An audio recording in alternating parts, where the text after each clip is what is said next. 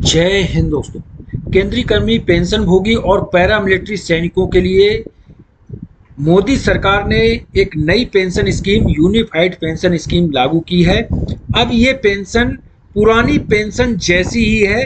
क्या है इस पेंशन की 5 प्रमुख बातें और मिनिमम आपकी जो बेसिक होगी रिटायरमेंट के बाद बेसिक पेंशन होगी वो कितनी होगी, टोटल पेंशन रिटायरमेंट के बाद पे लेवल 1 से लेकर 18 तक कितनी मिलेगी, इसकी सारे डाउट इसमें क्लियर होंगे। बता दें जो पेंशन स्कीम लागू की है कई केंद्रीय कर्मचारी मांग कर रहे थे और उसके बाद अब कैबिनेट ने अप्रूवल दे दिया है। पुरानी पेंशन जैसी ही यूनिफाइड पेंशन स्कीम लागू कर दी गई है। इसकी कैबिनेट की अप्रूवल मिल चुकी है।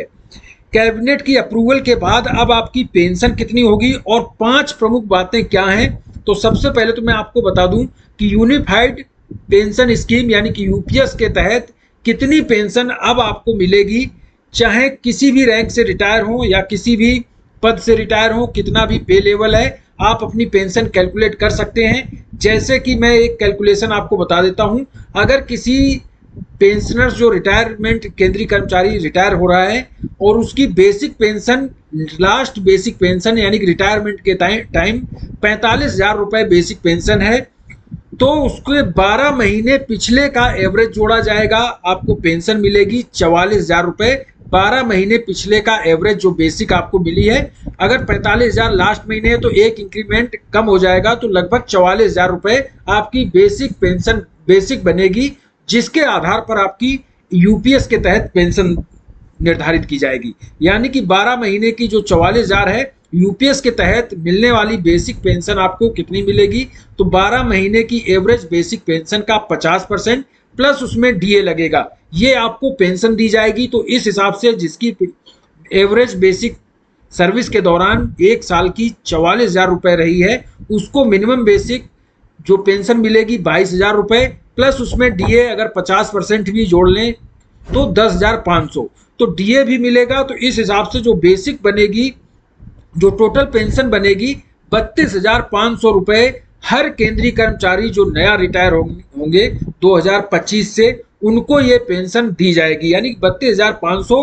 तो सभी को मिलना ही है। इसके हिसाब से बेसिक जिसकी ज्यादा है उसको और ज्यादा बढ़ के मिलेगा, क्योंकि बेसिक पर ही पेंशन आपकी डिपेंड करेगी, साथ में उसमें डीए लग जाएगा।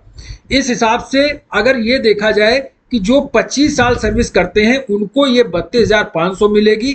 इससे ज्यादा सर्विस करेंगे तो आपकी पेंशन के आधार पर बढ़ती जाएगी। अगर आपने 10 साल से कम पेंशन की है तो आपको ये 32,000 ना मिलकर 10,000 रुपए मिनिमम बेसिक पेंशन मिलेगी, प्लस उसमें डीए जुड़ेगा। तो 10 साल से कम जो सर्विस करेंगे उनको 10,000 प्लस उसमें डीए यानी कि 15,000 की न्यूनतम पेंशन मिलेगी। और जो 25 साल सर्विस कंप्लीट करके रिटायर होते हैं उनको जो बेसिक है उस आधार पर उनकी 32,500 तो मिनिमम बननी है। अगर बेसिक ज्यादा है तो फिर आपकी ज्यादा बनेगी। अब 5 प्रमुख बातें क्या हैं जो यूनिफाइड पेंशन स्कीम यूपीएस की प्रमुख बातें क्या हैं, तो उस पर नजर डालना जरूरी है।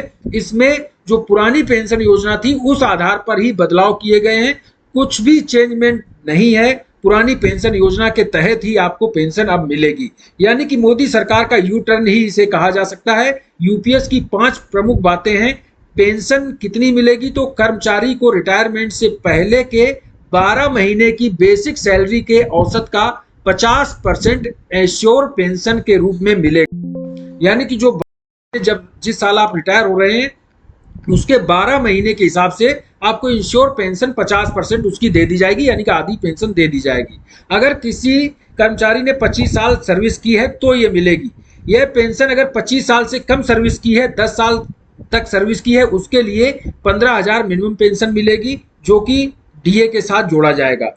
एश्योर्ड फैमिली पेंशन कितनी मिलेगी, तो जो पेंशन कर्मचारी को मिल रही है 25 साल सर्विस करने के बाद, वो पेंशन का 60% फैमिली पेंशन मिलेगी अगर कर्मचारी की डेथ हो जाती है तो। इसके बाद तीसरा है एश्योर्ड मिनिमम पेंशन, यानी कि 10 साल से भी कम अगर सर्विस की है तो एश्योर्ड मिनिमम पेंशन जो होगी 10,000 रुपए महीना आपको मिलनी है, साथ में उसमें डीए लगेगा। अगर देखा जाए तो 15,000 रुपए मिनिमम पेंशन मिलेगी। इन तीनों पेंशन पर महंगाई के हिसाब से डीआर का भी पैसा मिलेगा, जो all India consumer price index for industrial worker AICPIN के आंकड़े के आधार पर आपको DR दिया जाएगा। जैसे कि ओल्ड पेंशन स्कीम में दिया जाता था, वैसे ही यूपीएस के तहत भी दिया जाएगा। हर 6 महीने की सर्विस के लिए वेतन का 10% लमसम अमाउंट का मिलेगा।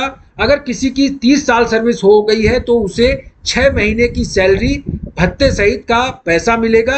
यह ग्रेजुटी के अलावा होगा, यानी ग्रेजुटी के अलावा भी ये 10% लमसम अमाउंट दिया जाएगा। तो ये 5 प्रमुख बातें हैं। इस पर कैबिनेट ने अप्रूवल भी दे दिया है। यूनिफाइड पेंशन स्कीम का अप्रूवल भी मिल गया है। अब आपको जो पुरानी पेंशन योजना थी उसी आधार पर ये इसको बनाया गया है और कोई भी ज़्यादा इसमें बदलाव नहीं किए गए, यानी कि पुरानी पेंशन पर फिर से मोदी सरकार का यू टर्न है और केंद्रीय कर्मचारियों के लिए बहुत ही अच्छी खबर है। ये थी जानकारी इस वीडियो में, इतना ही। थैंक यू, जय हिंद।